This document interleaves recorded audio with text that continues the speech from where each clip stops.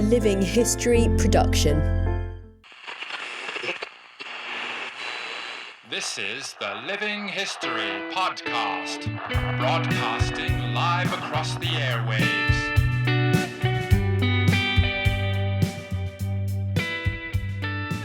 Hello everyone, welcome to a very special episode of Living History. It's nearly Anzac Day. This week we will commemorate Anzac Day, but not in a way that we're used to doing. Obviously with the COVID crisis, everyone's stuck at home, no one's allowed out. There'll be no dawn services, no marches. It's really quite a sad time, particularly for those veterans who normally enjoy going out and connecting with their mates and connecting with the community on Anzac Day. So I decided that I'd do a few special episodes of the podcast, maybe bring a bit of Anzac into our homes. If we can't go out and commemorate Anzac Day, maybe we can bring a bit into our homes together. And I thought I'd do that by sharing with you some of my thoughts about visiting Gallipoli, standing on the ground where the first Anzac Day occurred in 1915. And if you can't get out and visit Gallipoli or even just go down to your local service on this Anzac Day, well, hopefully sitting in your lounge chair, you can share this journey with me. So what I'm going to do is read some excerpts from my book, Gallipoli, the Battlefield Guide, which talks all about visiting Gallipoli and the quite wonderful experience it is to walk in the footsteps of the original Anzacs. So I'm going to read from this book. If you want to find out more, obviously you can go and get the book, available in bookshops or online. But hopefully this paints a bit of a picture of what it's like to walk the ground at Gallipoli, an experience that I think everyone should have if they get the opportunity. So we're going to talk at first now about the landing at Anzac Cove on the morning of the 25th of April. So, of course, we all know that the boats landed in the wrong spot. It's a bit confusing about why they landed where they were not intended to, but they all bunched together around the northern end of Anzac Cove, a little knoll called Araburnu, and that's where the first boats hit the beach on the morning of the 25th of April. So I'm going to read a few little pieces about that landing as it came ashore. The beach in front of the cemetery at Araburnu is where the first Australians set foot on Gallipoli on the morning of 25 April 1915. We'll never know for certain the identity of the first man ashore, but Charles Bean, writing in the official history, says that it was probably Lieutenant Duncan Chapman of the 9th Battalion, a 26-year-old clerk from Maryborough in Queensland. After Gallipoli, Chapman was promoted to major and served with the 45th Battalion on the Western Front. He was killed at Pozières on 6 August 1916. And it's really quite a remarkable thing to visit the grave of Duncan Chapman. If you ever make it to France, to the Western Front battlefields, it's a grave that I like to point out. It's a grave I like to take people to on tours because it's really such a wonderful connection with that original Anzac history, the first man to set ashore at Gallipoli on the 25th of April 1915 and then sadly killed just over a year later at Pozières. He now lies in Pozières British Cemetery on the battlefield, the famous Australian battlefield of Pozières. So just to give you some sort of perspective of what it was like, there's a couple of quotes here from men as they came ashore. We should remember about the Gallipoli landings that it wasn't the hail of fire that some people would have you believe. It wasn't like a scene out of Saving Private Ryan because the ground was so treacherous there. The Turks didn't think a landing would come in that area, so there weren't many men defending it. But there still were some there, and they opened fire as soon as they saw the boats coming in. So this is what Sergeant William Tunley had to say as he came in. "How we wish they would fire, or that we could land. The suspense is nerve-wracking. Crash, swish, ping. At last we breathe a sigh of relief. The suspense is over. Some get ashore safely, some are hit slightly, others are drowned in only a couple of feet of water, because in the excitement no one notices their plight. One fellow remains in the boat after all the others have disembarked. He looks at us dazedly, leaning forward on his rifle. A sailor touches him on the arm, and the soldier falls forward into the bottom of the boat, dead." Lance Corporal George Mitchell was still more than 100 metres from the shore when the first shots rang out. "Good," I remember saying, "the bastards will give us a go after all. Clock, clock, clock, wee, wee, wee," came the little messengers of death. Then it opened up in a terrific chorus. The key was being turned in the lock in the lid of hell. Some men crouched in the crowded boat. Some sat up nonchalantly, some laughed and joked, while others cursed with ferocious delight. Fear was not at home. So that's where the first troops came ashore at the headland known as Araburnu. And in the earliest days of the campaign, they set up a cemetery in that spot, being one of the only safe spots where people had come ashore. And there's still a beautiful cemetery there called Araburnu Cemetery. And this is where the dawn service was traditionally held. And I'll talk a little bit about that and of course about Anzac Cove, the famous piece of ground where the Australians came ashore. The Anzac Day dawn service was traditionally held at Araburnoo Cemetery until the increase in visitors in the 1990s raised concerns for the welfare of the cemetery. The last service held here before the move to the new Anzac commemorative site was in 1999 and was attended by 8,500 visitors. And I tell you what, if you've been to Araburnoo Cemetery and you know how small it is, that's a lot of people to be crammed in.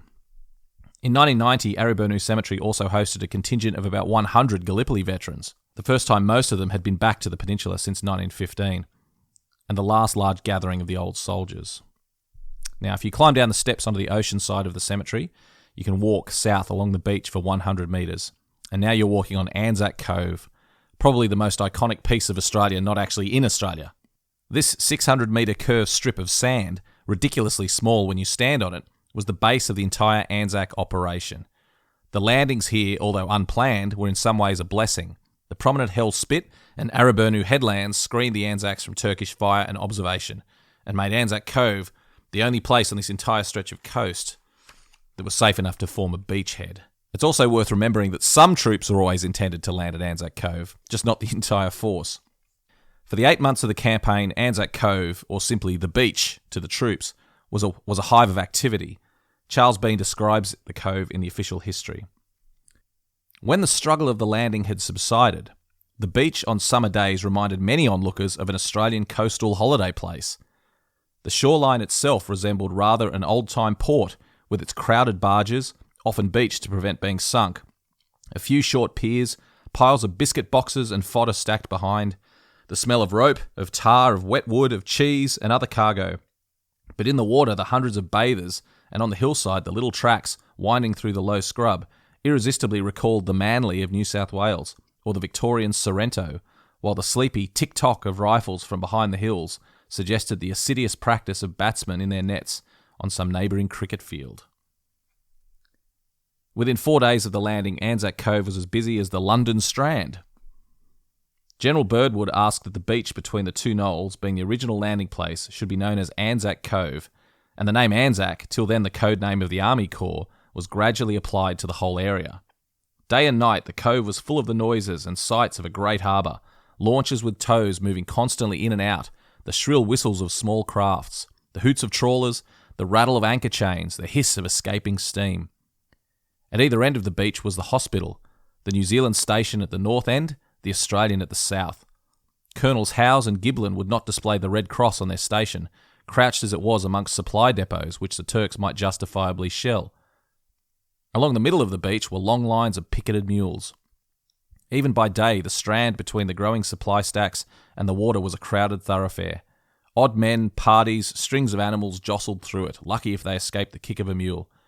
During shellfire, the casual hands would quickly disappear behind stacks of biscuit boxes, but the working parties carried on without regarding it. Anzac Cove was the main rest area for troops in the opening months of the campaign, but it was never safe. The Turks could see parts of the beach from observation posts both north and south, and constantly bombarded the cove with artillery fire. One gun, nicknamed Beachy Bill, began firing on the first day and didn't stop until the evacuation. Its accurate fire prevented transports from approaching the beach in daylight, and more than 1,000 men are said to have been killed or wounded by its fire, many while swimming in the waters off the cove. And here's a quote from a soldier about recreation at Anzac Cove. One of their shells today hit a man in the water and took off his arm. At least it was hanging by a thread, and he came out of the water holding it. It didn't stop the bathing. I heard there were 8 casualties on the beach in all, but bathing went on as usual, except for a few minutes. Some men didn't, I think, even get out. When some Australian, or will it be Greek, starts a hotel here after the war, bathing will be one of the chief recreations. You'll have to walk nearly to Gaba Tepe for your golf. Engineers built several flimsy wooden piers to service transports loading and unloading at the beach, the first of which was Watson's Pier, built about halfway along the beach. It was named after Lieutenant Stan Watson of the 1st Division Signal Company, who supervised its construction and fashioned a makeshift pile driver out of a Turkish shell case. Erosion has narrowed the beach significantly since the war. During the campaign, the beach was 25 metres wide. The road around the cove was originally a rough track constructed during the campaign. It was widened by the Turks after the evacuation and made permanent after the war. In 2005, controversial works widened and strengthened the road and permanently altered the appearance of Anzac Cove, a tragic mismanagement of one of the world's best preserved battlefields. Consequently, it is no longer possible to follow in the footsteps of the first Anzacs ashore by scaling the heights behind the beach. A sheer cliff prevents any attempt and makes the entire beach inaccessible except for the steps at Araburnu Cemetery. The only safe access to and from the beach is via the steps at the northern end. Today the cove would be unrecognisable to the diggers who spent so much time here, but is still worth strolling along the pebbly foreshore to soak up the atmosphere. Rough concrete slabs towards the southern end are the remains of the foundations of a water condensation plant built by the Anzacs and are the only tangible links with the 1915 campaign. The concrete bunker on the point on the southern end of the beach, like all the concrete bunkers at Gallipoli, was built during the Second World War and is not associated with the 1915 campaign. Just not far from Anzac Cove, right next to Araburnu Cemetery, is a memorial which features the words attributed to Kemal Ataturk in 1934. We don't know whether he actually said them or not, but regardless, they were quoted in his name, and so I think they represent his thoughts about the men who served at Gallipoli. The memorial says, "Those heroes that shed their blood and lost their lives, you are now lying in the soil of a friendly country. Therefore, rest in peace. There is no difference between the Johnnies and the Mehmets to us, where they lie side by side here in this country of ours. You, the mothers who sent their sons from faraway countries, wipe away your tears. Your sons are now lying in our bosom and are in peace. After having lost their lives on this land, they have become our sons as well." It's really one of the most significant memorials at Gallipoli and the one most recognised by visitors and most photographed probably as well. It really is very moving to stand there and read those words from Ataturk. Now, just opposite Anzac Cove and opposite the cemetery at Araburnu is the small hill, the headland which is called Araburnu, and this was the first height scaled by the troops on the morning of the landing. It was from here that the Turkish defenders first saw a small armada of white boats surging towards the shore. Sensibly, the Turks didn't linger. Araburnu was captured by the Australians within minutes of coming ashore. Halfway up the slope, they found a wounded Turk lying in a shallow trench. He became the first prisoner of the campaign. Major Aubrey Darnell described the first charge. "A brief pause on the beach to fix bayonets. Much swearing and cheering, and we charged up the hill so steep in places we could only just scramble up. No firing, all bayonet work. Clean over a machine gun we met. Men dropped all around me. It was mad, wild, thrilling. Not till I was near the top of the hill did I realise that in the excitement I hadn't even drawn my revolver."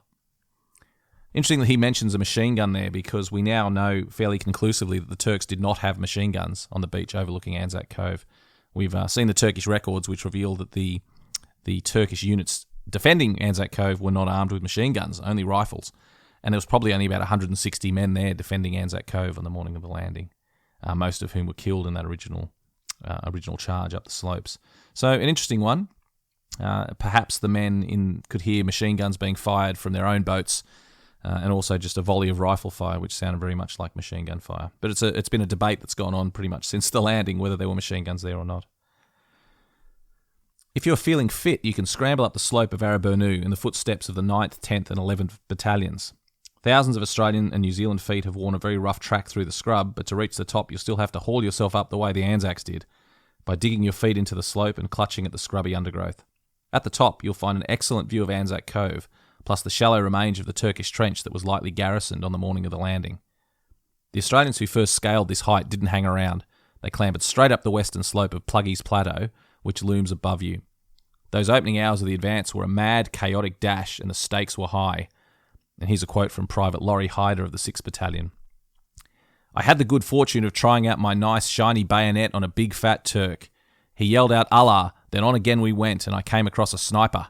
When he saw me coming at him with cold steel, he got up and started to run, but my nimble feet caught him in 2 strides. I stuck it right through his back." Scramble back down to the road and head south with the water on your right. The gullies slashing into the high ground on your left were pockmarked with dugouts in 1915. Rough bivouacs made from sandbags and tarps were home to headquarters, stores, hospitals and troop shelters for the entire campaign. It's hard to picture today, but an entire army lived and worked on these scrubby slopes for the best part of a year. The names of the gullies reflect facets of life at Anzac: Howitzer Gully, Bully Beef Gully and Shrapnel Gully. Also obvious are the sheer cliff faces scoured out of the slope by the roadworks in 2005.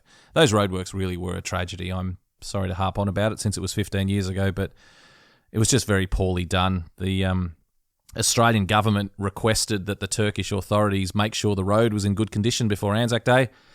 And without being very clear about what they meant by that, the Turks took it to mean that they wanted the road widened and improved. So Turkish builders came in and basically carved out the cliff above Anzac Cove and widened the road.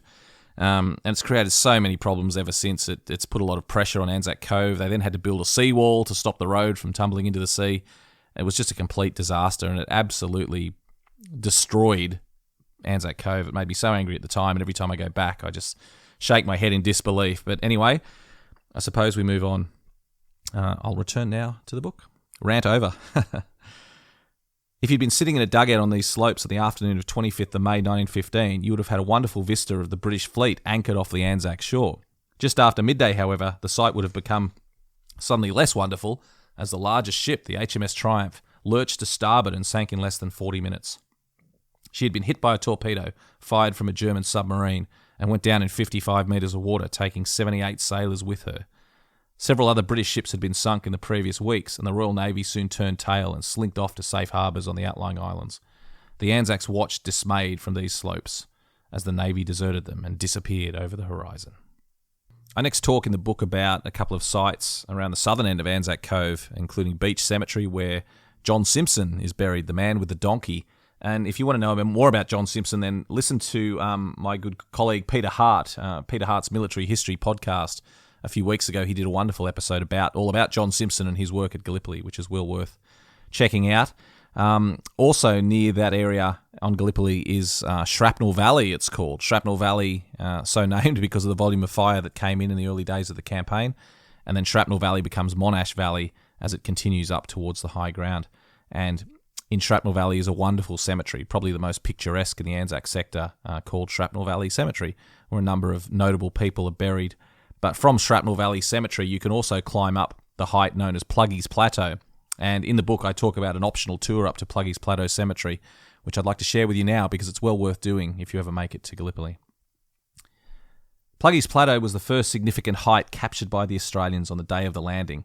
To reach it, follow the sign next to Shrapnel Valley Cemetery. Allow about an hour for the return walk. The track to Pluggy's climbs McLachlan's Ridge, named after Lieutenant Colonel Ewan Sinclair McLachlan, commander of the 3rd Brigade, the 1st Australian Brigade to land. Sinclair McLachlan landed early on 25th April and strode up this hill along the route you are following to get a better perspective of the chaos unfolding around him. Later in the war, he commanded the 4th Division on the Western Front. The extremely rough nature of the track is a good example of the difference between the battlefields at Gallipoli and those on the Western Front. The cemeteries on both battlefields are under the care of the Commonwealth War Graves Commission, and visitors to France will have noted how the Western Front cemeteries have been constructed in easily accessible locations. A rocky track like the one to Pluggy's Plateau would be unheard of in France. As you follow the track, look out for wild thyme growing in the scrub. Rosemary is the herb traditionally associated with Gallipoli, and it grows thickly throughout the area, but it was the smell of thyme that commonly brought back memories for Anzac veterans. Many a young soldier who had lain pressed against the rocky ground in the opening days of the battle as machine gun bullets shredded the tufts of wild thyme and flung the twigs down the collar of his shirt would forever associate the aroma with the fields of Anzac. After following the track for about 60 metres, take a minor track to the left. In the scrub to the left of this track are the remains of a wide, deep trench, almost a sunken road. This was dug by the Anzacs to provide some protection from shell and sniper fire and became the main thoroughfare for troops heading to and from the front line. Its unusual width was to allow the passage of troops in both directions and mules carrying full loads. Today, the much eroded trench curves behind Shrapnel Valley Cemetery before petering out further up the gully. Return to the main track and continue for 50 metres, where a clearing on the left offers good views of Anzac Cove. If the water is clear, you can make out a dark streak extending from the shore about halfway along the beach. This is the remains of Watson's Pier that I mentioned earlier in the discussion. Continue along the track for several hundred metres until you look across a wide valley with the plinth of Pluggy's Plateau Cemetery on the high ground above you. This is Anzac Gully, which was lined with terraces and dotted with dugouts in 1915. General Birdwood's headquarters, General Birdwood was the commander of the Australian and New Zealand troops, General Birdwood's headquarters, where most of the operations in the Anzac sector were planned, was located approximately at the base of the ridge leading down from Pluggy's Plateau Cemetery. Dark streaks in the water beneath the hump of Araburnoo mark the sites of piers at Anzac Cove. Continue walking uphill towards the cemetery. The remains of trenches can be found in the scrub on both sides of the track. A plateau on the right side of the track was the home of an Anzac artillery battery. Continue until you reach Pluggy's Plateau Cemetery. The cemetery is so small, isolated and difficult to get to that it's a wonder it was built in the first place. The fact that this small collection of graves was not moved to Shrapnel Valley Cemetery after the war indicates the strategic and sentimental importance of the plateau. It also suggests that the man most responsible for the post-war designation of cemeteries, Lieutenant Cyril Hughes, an Australian Gallipoli veteran, had a soft spot for the place. Due to the inaccessibility of the cemetery, it is rarely visited. Pluggy's Plateau was the first significant height captured by the Australians on the day of the landing and was named after Colonel Arthur Pluggy, commander of the Auckland Battalion, who set up his headquarters here on the first day. It was an exposed position and many men were killed here during the chaos of the opening days of the campaign. The first Australians ashore scaled the plateau soon after landing and exchanged shots with a group of Turks who sprang from a trench in front of them. And here's a quote from the official history. The first Australians clambered out onto the small plateau. Within a few minutes, the Turkish fire from its farther side began to slacken. A little to the left of Lean, two of the enemy jumped up from the trench and fired down on the approaching men. Private Thomas Batt of the 11th fell wounded, but 4 or 5 men who were reaching the summit at that moment made for the Turks, who ran across the small plateau. One was nearly caught when an Australian stepped from behind a bush and bayoneted him in the shoulder. The other was shot at the farther edges of the summit, where he rolled down a washaway in the steep side and hung dead in a crevice of the gravel. That quote gives a good indication of the ferocious nature of the fighting in the early days. Not much quarter was asked for nor given in those opening days. Captain William Annear of the 11th Battalion, the first Australian officer to be killed at Gallipoli, was shot on Pluggy's Plateau within an hour of the landing. His body was lost, and it's now remembered on the Lone Pine Memorial. Other men were killed when troops who had just landed on the beach began blasting away at the Turks on the distant heights and caught their own men with their fire. One of them was Sergeant Herbert Fowles of the 9th Battalion, who had lectured his men on the dangers of friendly fire before the landing. I told them, he said as he lay dying on the top of Pluggy's Plateau, I told them again and again not to open their magazines. Later in the campaign, the plateau was home to a field gun battery and several huge water tanks which had to be dragged to the plateau from the beach below. Pluggy's Plateau Cemetery, the smallest on the peninsula, contains the graves of just 21 men who were buried where they fell in the opening days of the campaign, or were killed later serving with the artillery battery. Of these, 12 are Australians, 8 are New Zealanders, including 3 unknowns, and 1 soldier is unidentified. 11 of the men buried here were killed on 25 April. Pluggy's Plateau offers spectacular views of most of the Anzac sector. Walk past the cemetery to take in a sweeping panorama of Araburnoo and North Beach. The rough outline of a sunken barge can be spotted in front of the Anzac commemorative site if the water is clear.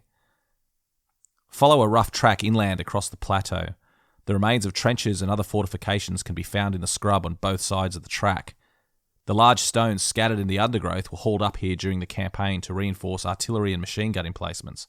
Pluggy's Plateau was considered the key to the inner defences of the Anzac sector. The evacuation plan called for Pluggy's to be fortified like a castle keep and to form the last line of defence in the event of the Turks breaking through the Anzac lines before the evacuation was complete.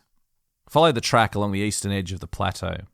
Maps used to plan the Gallipoli landings indicated that Pluggy's Plateau led directly to the next height, Russell's Top, but the troops who arrived at the point where you are now standing found that the two heights are connected only by the zigzagging, perilously narrow saddle that you can see directly in front of you.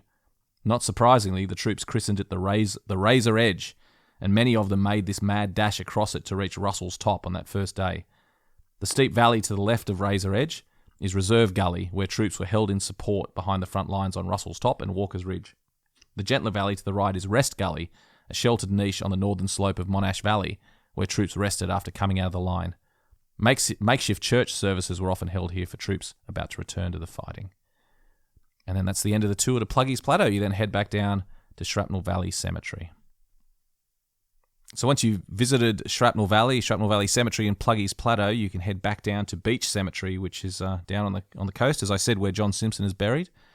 And then next to that is quite an interesting little spot called Brighton Beach. And Brighton Beach was christened soon after landing, probably by the Victorians, who were the first ones to land in that area. This long sweep of sand and the gentle slopes above it was the intended landing site for the bulk of the Anzac force on the first day. After securing the beach, the troops were supposed to head inland and secure Gun Ridge. This plan soon became irrelevant as the force landed in a bunch on Anzac Cove to the north. Whether this was a blessing or a curse has been hotly debated ever since. So just on that subject of the landing, the landing plans were actually fairly vague, and there was about a 1,500 metre front the troops were supposed to land on, all the way along Brighton Beach and then north into Anzac Cove. What actually happened was the troops bunched up and all of them ended up landing at Anzac Cove. But that may have actually been a bit of a blessing because Anzac Cove was probably the only sheltered spot on the whole coastline, and Brighton Beach, where they were supposed to come ashore, was fairly exposed. So they may have come ashore more easily, but may have actually suffered more casualties if they'd landed in the intended position. It's something that people have been arguing over pretty much since the day of the landing. So back to Brighton Beach. Throughout the campaign, Brighton Beach was under the direct observation of Turkish forces on Gaba Tepe, the prominent headland to the south, and was constantly shelled. The Indian Mule Cart Company established a supply base below Hell's Spit in the northern corner, and a high wall of biscuit boxes and storage crates was erected to provide some cover from Turkish fire, but this was never going to provide much measure of safety. On several occasions, direct hits from the Turkish shells resulted in a massacre amongst the mules stationed there, and more than 90 animals were killed in one barrage alone. The camp was moved to the gullies above the beach soon after. And now I'd like to tell you a story which I think is one of the most fascinating and amusing of the entire Gallipoli story. On 22 May 1915, one of the most curious incidents of the campaign occurred at Brighton Beach. The Turks had launched a large attack on the entire Anzac line on 19 May and had lost more than 10,000 men without capturing a single Anzac trench. No Man's Land was littered with corpses which were beginning to bloat and stink under the blazing sun.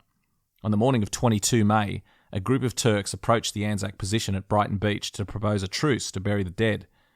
A Turkish officer was blindfolded and led into the Australian camp to discuss terms for a ceasefire. The southern perimeter of the Anzac sector was protected on Brighton Beach by a sandbag wall and a barbed wire entanglement that extended into the sea, and the Australians soon discovered that leading a blindfolded man over 2 rows of barbed wire wasn't an easy feat. Charles Bean described the scene as follows.